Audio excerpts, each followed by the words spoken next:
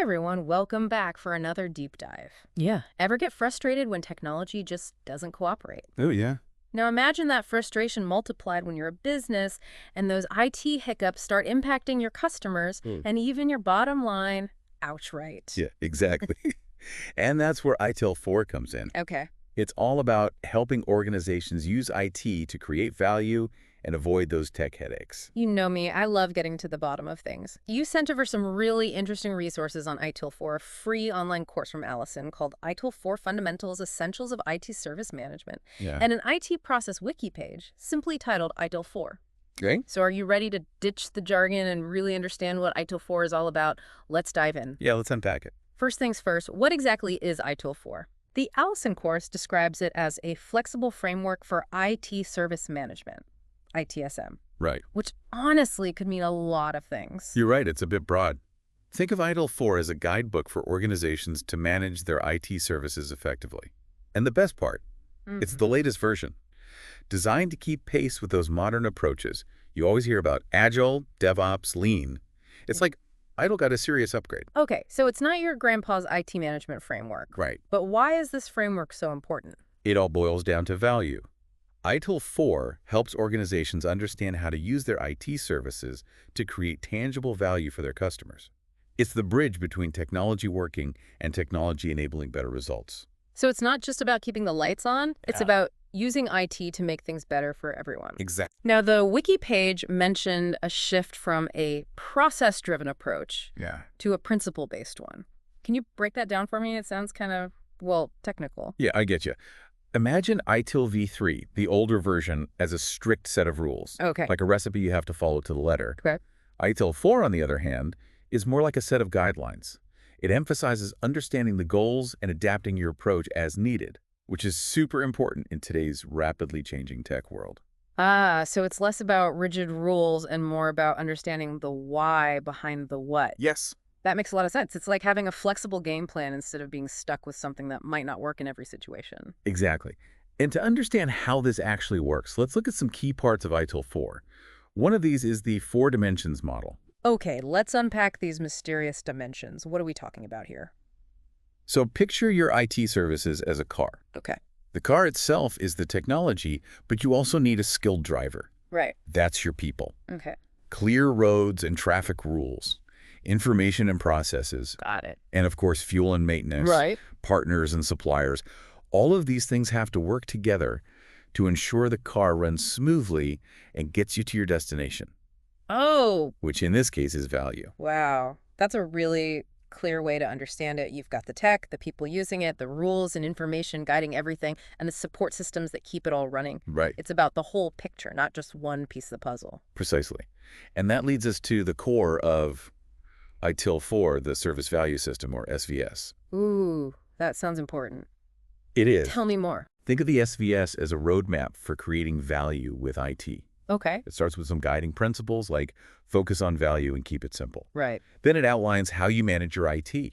Manage the flow of work. That's the value chain. Okay. Constantly look for ways to improve. And finally, it brings in all those practical tools, the management practices. So it's like a master plan for making sure your IT is actually delivering what it should be.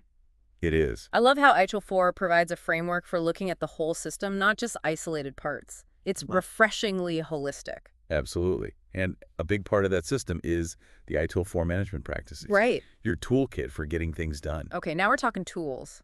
I'm ready to open up this iTool toolkit. Yeah. What kind of tools are we working with here? Well, there are 34 management practices in total. Okay. But don't worry, we won't go through them all. Phew. Think of them in 3 categories: general management practices, service management practices, and technical management practices. All right, so we're categorizing our tools. Right. Makes sense. Tell me more about each category. General management practices are like your all-purpose tools, useful for almost any situation. They cover things like strategy management, risk management, and even knowledge management. That makes sense. Those are relevant whether you're running a tech company or a bakery. Right. It's about good management, period. Right. Then there are the service management practices, which are specific to managing IT services, as you might have guessed. These cover things like service design, incident management, and problem management. So if you're dealing with IT services every day, Yeah. these are your go-to tools. Yeah, you got it. Yeah. And finally, we have the technical management practices, which delve into the nitty-gritty tech stuff. Okay. These focus on things like deployment management infrastructure and platform management and software development. So those are for the hardcore tech wizards, the Yeah. ones who make the magic happen behind the scenes. Precisely. And the great thing about these practices is that they are designed to be flexible and adaptable. ITIL 4 recognizes that there is no one-size-fits-all approach, so these practices can be tailored to fit an organization's specific needs and goals. That's incredibly helpful. It sounds like ITIL 4 understands that every organization is different and there's no magic bullet. But you mentioned that ITIL 4 is an update to ITIL v3. Right. What's the main difference between the two? The biggest shift is from that rigid, process-focused approach we talked about in ITIL v3 to the more flexible, principle-based model in ITIL 4. So less like following a strict recipe and more like understanding the flavors and adjusting the seasoning to your liking? Exactly. And while ITIL v3 had a strong emphasis on what was called the service life cycle, Okay. ITIL 4 shifts the focus to practices. Yeah. It's a subtler change, but important in terms of how organizations actually implement these ideas. Interesting. It sounds like ITIL 4 is all about adapting to the way we work today. Exactly. And how does this all connect with those buzzwords we hear so much about DevOps and Lean Agile? Right. Is ITIL 4 actually embracing those approaches, or is it just lip service? It's definitely more than just buzzwords. One of the key goals of ITIL 4 is to make sure it plays well with those other frameworks. In the past, there was sometimes this feeling that ITIL was a bit at odds with those newer, more iterative ways of working. But ITIL 4 really emphasizes collaboration flexibility and delivering value quickly, which aligns perfectly with those methodologies. That's great to hear. Yeah. It sounds like ITIL 4 is trying to bridge the gap between traditional IT and the faster-paced world of software development and digital services. You got it. Now, for those listening who might be thinking about getting certified in ITIL 4, Okay. there are some important things to know. Okay, let's talk certifications then. Is it the same as before, or have things changed there too? Things have definitely evolved. ITIL 4 has a new streamlined certification scheme. It still starts with the ITIL 4 foundational level, Okay. which gives you that basic understanding of the key concepts. Uh-huh. But after that, it branches out into a couple of different streams. So you choose your own adventure from there. In a way, there are two main paths: ITIL Managing Professional MP and ITIL Strategic Leader SL. The MP stream is more focused on the practical side of running IT-enabled products and services. It has 4 modules covering strategy, high-velocity IT stakeholder value, and creating, delivering, and supporting services. So if you're in the trenches dealing with the day-to-day of ITSM, Right. that's the path for you. It's a good fit. The SL stream is a bit different. It's designed more for leaders who need to understand how IT strategy fits into the bigger picture of business strategy Okay. and how to navigate digital This is transformation. a more strategic, big picture view. Exactly. And there are also some extension modules for more specialized topics Mhm. and a practice manager stream that focuses on specific management practices. Okay. And of course, there's the ITIL master level, Right. which is the pinnacle of ITIL 4 certification. Wow. It sounds like there's a certification path for everyone, from someone just starting out to a seasoned IT professional. But what about people who already have ITIL v3 certifications? Are those worthless now? Not at all. Yeah. Exielos, the organization that manages ITIL, has made it clear that those certifications are still valid, Okay. but they do recommend exploring the ITIL 4 transition plan. So there's a path to upgrade for those who are ready? There is. It depends on what certifications you currently hold, Right. but there are ways to bridge the gap without starting completely from scratch. That's great news for those who have already invested time and effort in ITIL v3. Yeah. They can build on their existing knowledge rather than having to reinvent the wheel. Absolutely. They can build on their existing knowledge rather than having to reinvent the wheel. Absolutely. Right? Yeah. It's one thing to understand the framework, but actually putting it into practice in a way that sticks, Right. well, that's where it can get tricky. Absolutely. It's like buying a fancy new kitchen gadget. Right. You can read the manual front to back, but until you actually use it, Right. you won't get the full benefit. Yeah. Or realize you need a different model altogether. Right. So let's talk about those potential pitfalls. One of the biggest mistakes organizations make is treating ITIL 4 like a box to be checked Okay. instead of a journey to embrace. They might go through the motions, even get certified. But if they don't fully buy into the principles and adapt them to their own culture and ways of working, Yeah. it's not going to stick. It's like trying to force a square peg into a round hole. Yeah. You can try to jam it in there, Right. but it's not going to be pretty. Yeah. And it's definitely not going to work in the long run. Exactly. And another challenge is a lack of buy-in across the entire organization. Right. ITIL can't just be an IT thing. Yeah. To be truly effective, it needs support from leadership Right. and collaboration across different departments. So true. It's a team effort. I imagine it's easy for things to fall apart if you've got different departments working in silos, with IT off doing their own thing and the rest of the organization left wondering what's going on. You hit the nail on the head. And speaking of things falling apart, another potential pitfall is inadequate communication and training. You need to make sure everyone understands not just what ITIL 4 is, Right. but how it will impact their day-to-day work and the organization as a whole.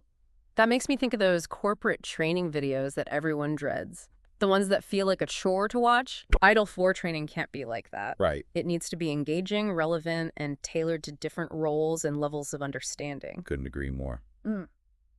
And finally, don't underestimate the importance of ongoing improvement. Okay. ITIL 4 isn't a set-and-forget-it solution. It's a continuous journey of learning, adapting, and refining your processes to stay aligned with your goals and the ever-changing technology landscape. So it's like tending a garden. You can't just plant the seeds and walk away. Right. You need to water them, give them sunlight, and make adjustments as they grow. It's all about that constant care and attention. A perfect analogy. Yeah. And just like a garden, if you put in the effort, the results can be incredibly rewarding. Okay, so we've talked about the potential pitfalls, treating ITIL 4 like a checkbox, Right. lack of buy-in, poor communication and training, and forgetting about continuous improvement. But what can organizations do to avoid these traps and set themselves up for success? First and foremost, start with a clear understanding of why you're implementing ITIL 4 in the first place. Okay. What are your specific goals? What problems are you trying to solve?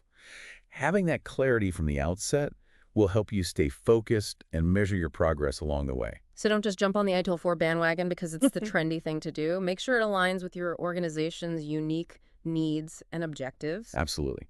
And once you have a clear vision, it's crucial to get buy-in from key stakeholders. Right. And I mean, everyone from top management to frontline staff. This means communicating the benefits of ITIL 4 in a way that resonates with each group and highlighting how it will make their lives easier and help them achieve their goals. So tailoring the message to the audience. It reminds me of that saying, people don't care what you know until they know that you care. Show them how ITIL 4 will benefit them directly, and you're much more likely to get them on board. Exactly. And when it comes to training, make it engaging, interactive, and relevant to people's roles. Don't just bombard them with theory. Use real-world examples, case studies, and hands-on exercises to bring the concepts to life. It's about making it stick. People are much more likely to retain information if they can see how it applies to their everyday work and challenges. Right. And remember, implementing ITIL 4 isn't an overnight process. It takes time, patience, and a commitment to continuous improvement. It's a marathon, not a sprint, as they say. Yeah, exactly. Regularly assess your progress, identify areas for improvement, and don't be afraid to adjust your approach as you learn and grow. Okay, so it's about having a clear vision, getting buy-in, providing engaging training, and embracing continuous improvement. Solid advice. Now, we've talked about the challenges and the keys to success, but I'm curious about something. We know ITIL 4 is about creating value, but what does that actually look like in the real world? That's a great question. Yeah. You know, a lot of times people hear value creation and think it's all about saving money. Right. While that can be a part of it, Yeah. it's so much broader than that. So it's not just about cutting costs. What other forms does this value take? So it's not just about cutting costs. What other forms does this value take? Exactly. Think about a company like Amazon. Okay. Their entire business model revolves around providing exceptional customer experiences. Right. They've used ITIL principles to streamline their delivery processes, making it incredibly fast and reliable for you and me to get our online shopping fix. Right. That's value through customer satisfaction and loyalty. It's true. I'll admit I'm a bit addicted to that one-click ordering, but that's a perfect example. They've used ITIL not just to make their technology work, Right. but to make it work for their customers in a way that sets them apart from the competition. Precisely. And it's not just giants like Amazon. Imagine a local hospital right here in our own community. Okay. They could use ITIL 4 to improve the security and reliability of their patient record system. That's value through increased safety and compliance. Wow, that's a powerful example. It really drives home the point that ITIL can be applied in any industry, any organization where technology plays a role. Exactly. It's about using IT to achieve better outcomes, whatever those outcomes may be. Well said. And that's the beauty of a framework like ITIL 4. It's adaptable, it's flexible, and it's all about using technology to make things better. I feel like we've covered so much ground today, from the basics of ITIL 4 to the real-world impact it can have. We've talked about the four dimensions model, the service value system, the Mhm. different types of management practices, the shift from ITIL v3 to ITIL 4, Right. and even touched on the certification scheme. We even dove into potential pitfalls and keys to success when implementing ITIL 4. We really have covered a lot, but in true deep dive fashion.